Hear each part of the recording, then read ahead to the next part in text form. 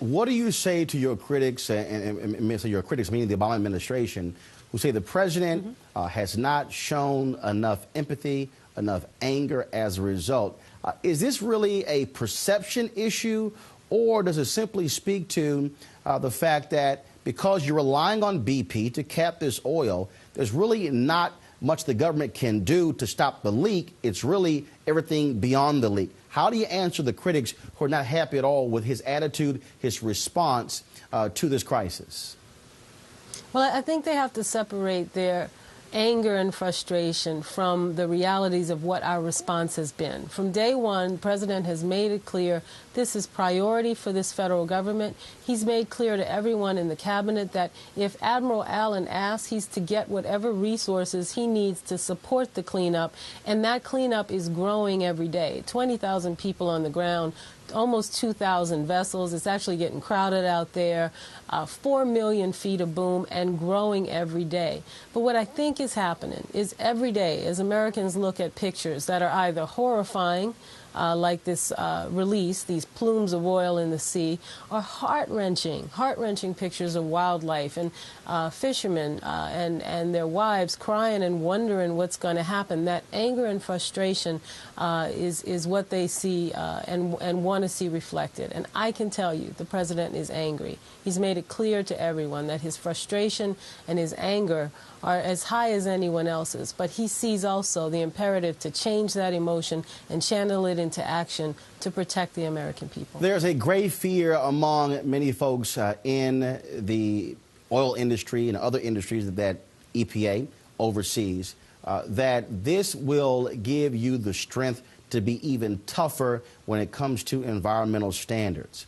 So let's talk about the future for a moment here. Are we likely to see a greater investigative process when it comes to these oil rigs? Because as you and I discussed last week, you said they're using technology that is new, but the efforts to fix the technology is 20 years old. And so talk about going forward in the future, the kind of oversight we can expect to prevent these kind of things from happening down the road. Well, President Obama has been clear on that point as well. There was a 30-day review that's already made recommendations about blowout preventers and inspection and safety as a result of just a quick 30-day review of what happened on the Deepwater Horizon rig. 11 people lost their lives, of course. But the president went further than that. He instituted a 6-month commission, a presidential commission. It's the kind of thing that was done after Challenger or after 3 Mile Island. It's headed by one Democrat and one Republican, former Senator Graham and Bill Riley, former head of the EPA. And the job of that commission is to find out what happened, both on the safety front and the environmental front. Because on the safety front, we know that people lost their lives, more could be in danger, and on the environmental front, we're not able to write the end of the story about what this has done. And what the president has said is that this pause in deep-sea drilling is to allow us to make sure that we have the means and the ability to respond more effectively than BP has done so far.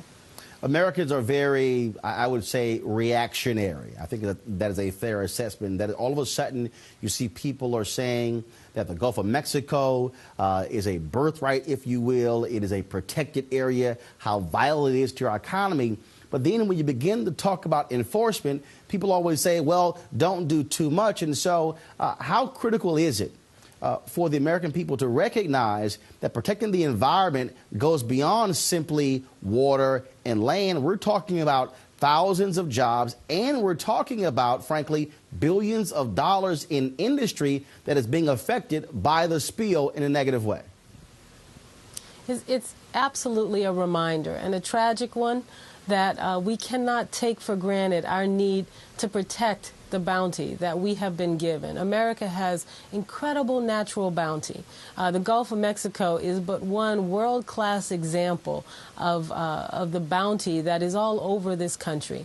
And you know, Roland, we've talked before about my belief that we can have both. We can have a strong, thriving economy, but we can also have the world's cleanest air.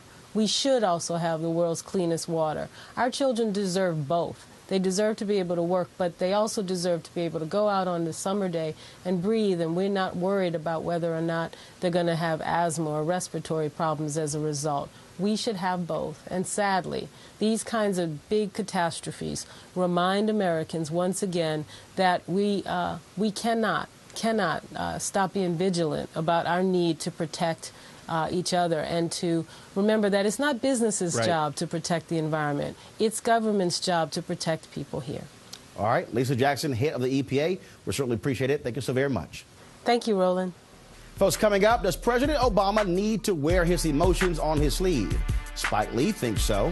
Plus, did Alabama Democratic gubernatorial candidate Congressman Archer Davis sink his political career by distancing himself from African Americans?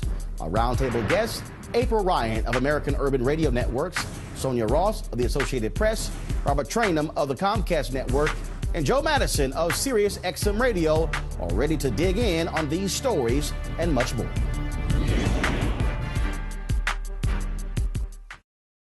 HP, the computer is personal again.